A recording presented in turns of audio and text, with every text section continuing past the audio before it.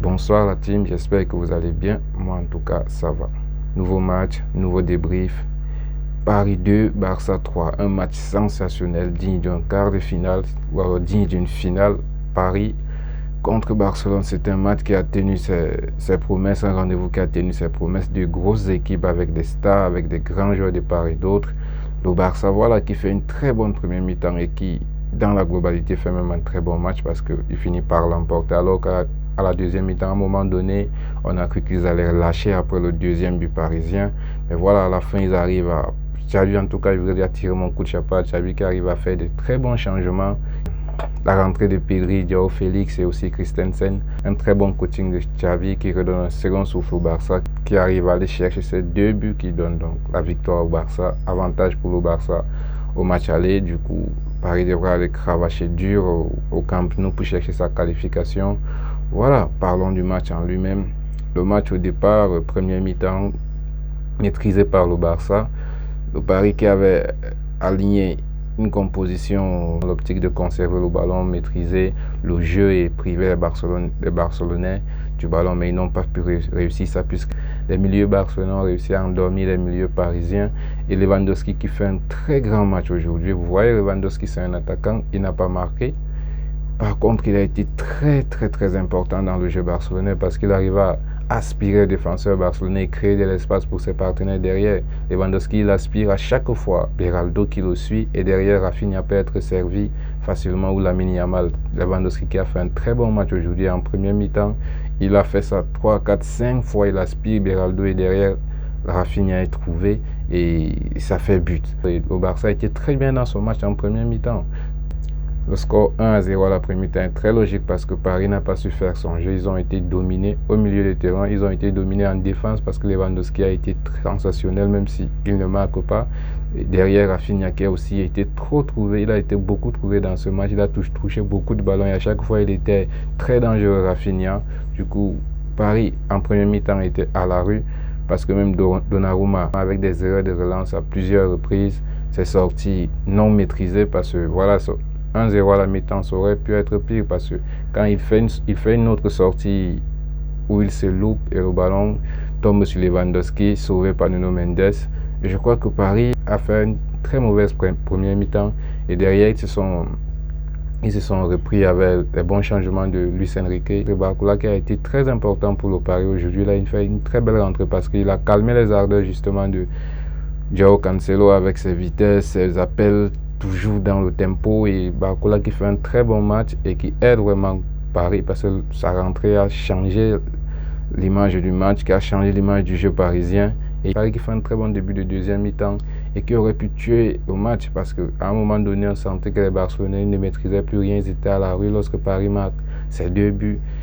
Les Barcelonais étaient à la rue et Xavi, c'est encore là où je dis Xavi, il a été très fort ce soir, tactiquement il a été très bon, il a su lire le jeu et faire les changements au bon moment, ou ce que j'ai reproché hier à Ancelotti parce que à un moment donné, quand ton équipe est asphyxiée, quand ton équipe n'arrive plus à ressortir les ballons et n'arrive plus à réagir face au pressing ou bien face au jeu de l'adversaire, il faut trouver les ressources sur le banc ou alors trouver des ressources tactiques pour changer et donner un second souffle à ton jeu.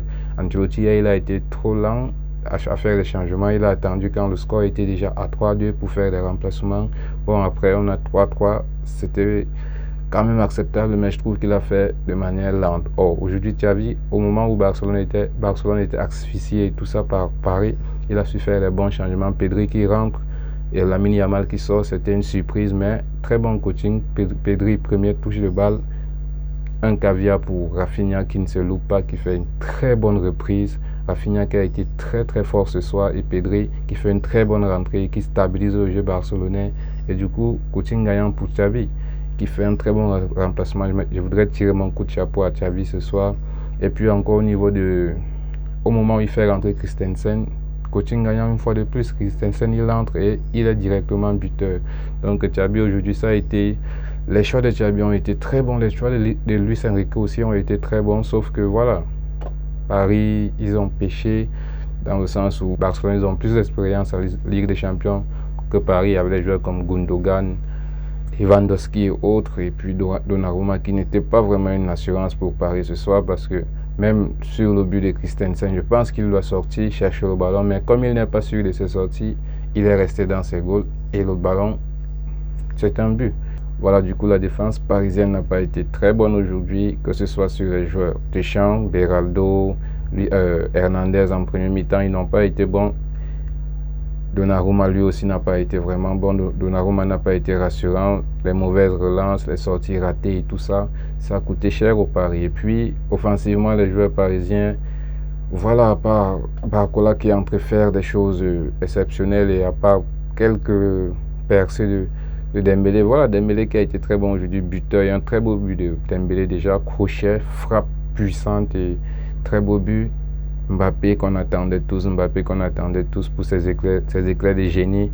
Il nous a habitués à cela et ce soir ça a été très compliqué. Mbappé qu'on n'a pas du tout vu essayer sur le côté, il n'a pas su faire la différence, il n'a pas su prendre le dessus sur les défenseurs. Et du coup voilà, Paris n'a marqué que ces 2 buts-là. Paris aurait pu marquer un 3e but, notamment après les 2 buts qu'ils ont mis parce que Barcelone était à la rue. Ils ne l'ont pas fait, Xavi a vite réagi. Et voilà, Barcelone aujourd'hui part avec une avance. Et voilà, mais ça reste un match ouvert, parce que Paris a les atouts pour aller chercher ce Barça. Barça a été très bon ce soir, mais on voit aussi qu'ils ont des failles, qu'ils sont fébriles et qu'ils peuvent céder facilement. Si Paris est beaucoup plus sérieux, beaucoup plus chirurgical devant les goals, au Camp Nou, ils peuvent aller chercher cette qualif. Du coup, ça reste un match ouvert, mais un très bon match aussi. On voit que ces quarts de finale sont vraiment de très beaux matchs. Entre la journée d'hier et celle d'aujourd'hui, on a eu des très beaux matchs avec beaucoup de buts. Et en tout cas, on se régale, nous.